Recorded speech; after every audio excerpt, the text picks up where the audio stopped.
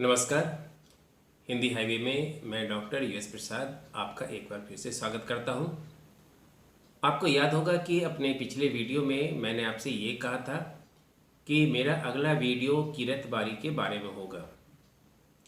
तो आज का वीडियो उसी किरत बारी के बारे में है और इसमें मैं किरत बारी का चित्रण करने जा रहा हूँ। आपने दीपदान एकांकी तो पढ़ा ही होगा और मुझे ऐसा लगता है कि जब पहली बार आपने दीपदान एकांकी को पढ़ा होगा तो आपको लगा होगा कि किरत बारी इस एकांकी का एक अत्यंत ही साधारण पात्र है, क्योंकि उसका काम तो महल के जूठे पत्तलों को उठाना है। लेकिन वास्तविकता ऐसी नहीं है। वास्तविकता तो ये है कि किरत बारी न अपने आप में एक आदर्श व्यक्ति है, देशभक्त है, बलिदानी है, बल्कि वह जिस बारी समाज से अपना संबंध रखता है उस बारी जाति या उस बारी समाज का भी एक गौरवमय इतिहास रहा है। दूसरी महत्वपूर्ण बात यह है कि जब हम पन्नाधाय के बलिदान को याद करते हैं तो हमें यह भी याद रखना चाहिए कि यदि किरत बारी ने पन्नाधाय की मदद न की होती तो शायद पन्नाधाय अपने पुत्र का बलिदान देकर भी कुंवर उदय सिंह के प्राणों की रक्षा न कर पाती। तो इस दृष्टिकोण से अगर देखें तो किरत बारी का स्थान इस एकांकी में बड़ा ही महत्वपूर्ण है और पन्नाधाय के बाद वह दूसरा महत्वपूर्ण व्यक्ति है। आइए इस किरत बारी की चारित्रिक विशेषताओं को देखने के लिए हम इस वीडियो को देखें और इन सारी महत्वपूर्ण बातों को जानने के लिए आप मेरे साथ इस वीडियो के अंत तक जरूर बने रहें।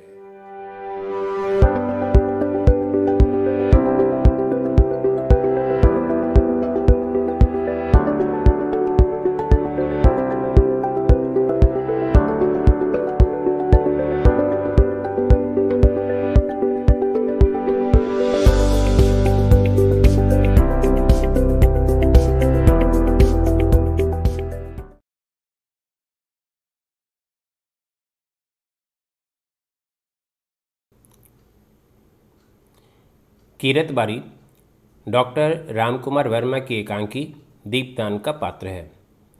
इस एकांकी में वह गौण पात्र होते हुए भी इतनी महत्वपूर्ण भूमिका निभाता है कि पन्नाधाय के बाद दूसरा महत्वपूर्ण पात्र बन जाता है। जैसा कि नाम से ही स्पष्ट है कि किरत बारी जाति का है। बारी उसका उपनाम है, उपनाम जिसे आप अंग्रेजी में टाइटल कहते हैं। बारी जाति का अपना एक गौरवमय इतिहास है। आगे बढ़ने से पहले मैं इस बारी जाति के गौरवमय इतिहास के बारे में थोड़ी जानकारी आपके साथ साझा करना चाहूँगा। इस जाति का उल्लेख कई धार्मिक ग्रंथों में हुआ है।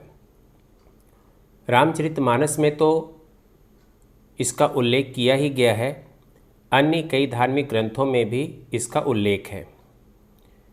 बारी जाति का नामकरण संस्कृत के वारी से किया गया है, जिसका अर्थ होता है पानी। पौराणिक कथाओं में बारी को सारस्वत पंडित के रूप में भगवान श्री राम के समय से ही जाना जाता था, जो उनके लिए भोजन बनाया करते थे। राम और रावण के युद्ध में इसी बारी जाति ने अजेय माने जाने वाले रावण के पुत्र नरांतक का वध भी किया था। बदलते सामाजिक परिवेश में बारी सिसोदिया राजपूत समाज में शामिल हो गए। मध्य युग तक आते आते ये राजपूत जाति के रूप में जाने लगे।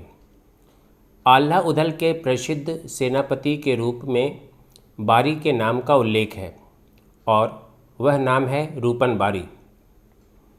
आल्हा में इस बात का उल्लेख मिलता है कि रूपन बारी के सहयोगियों को अपनी हत्या किए जाने के भय से कई वर्षों तक जंगलों में रहकर अपना जीवन बिताना पड़ा। उसी समय बारी जाति के लोगों ने अपनी जीविका को चलाने के लिए पत्तल बनाने का व्यवसाय शुरू किया था। जब भी ज़रूरत पड़ी, धर्म और राष्ट्र की रक्षा में बारी समाज के लोगों ने बढ़ चढ़कर हिस्सेदारी निभाई है। प्रस्तुत एकांकी यानी दीपदान एकांकी में कीरत बारी का प्रवेश तब होता है जब बनबीर कुंवर उदय सिंह की हत्या की साजिश कर रहा था। सिपाहियों का महल के बाहर पहरा लगा दिया गया था कि कोई बाहरी आदमी प्रवेश न कर सके। सिपाही कीरत बारी को महल के अंदर इसलिए आने देते हैं क्योंकि वह रोज़ जूठी पत्तलें उठाने आया करता था। कीरत बारी महल के अंदर आने पर पन्नाधाय को परिस्थिति के बारे में बताता है। पन्नाधाय उसकी बातों से और भी चिंतित हो जाती है तथा अपना उद्देश्य बताने से पहले कीरत बारी की परीक्षा लेना चाहती है कि वह जो काम कीरत बारी को सौंपना चाहती है क्या उसमें कीरत बारी सफल हो पाएगा। वह कीरत बारी से पूछती है कि वह कुंवर जी को कितना प्यार करता है। उत्तर में कीरत बारी कहता है, अन्नदाता, प्यार कहने में जबान पर कैसे आवे, वो तो दिल की बात है, मौके पे ही देखा जाता है। और कहने को तो मैं कह ही चुका हूँ कि उनके लिए अपनी जान तक हाजिर कर सकता हूँ। अब पन्नाधाय को विश्वास हो जाता है कि कीरत बारी उसका काम कर सकता है। पन्नाधाय उसे कहती है कि कुंवर जी के लिए अपने प्राण देने का समय आ गया है। पन्नाधाय कीरत बारी से कहती है कि तुम बारी हो, तुम्हें बाहर जाने से कोई नहीं रोकेगा। तुम तो टोकरी में जूठी पत्तल उठा के जाते ही हो, तो तुम कुंवर जी को टोकरी में लिटाकर उन पर गीली पत्तलें डालकर महल से बाहर निकल जाओ। और हाँ, कुंवर जी को लेकर तुम बेरिस नदी के किनारे मिलना, वहाँ जहाँ शमशान है। कीरत बारी पन्नाधाय की आज्ञा का पालन करता है। जब कीरत बारी चलने लगता है तो पन्नाधाय उससे यह कहती है, तो जाओ कीरत, आज तुम जैसे एक छोटे आदमी ने चित्तौड़ के मुकुट को संभाला है, एक तिनके ने राज सिंहासन को सहारा दिया है, तुम धन्य हो।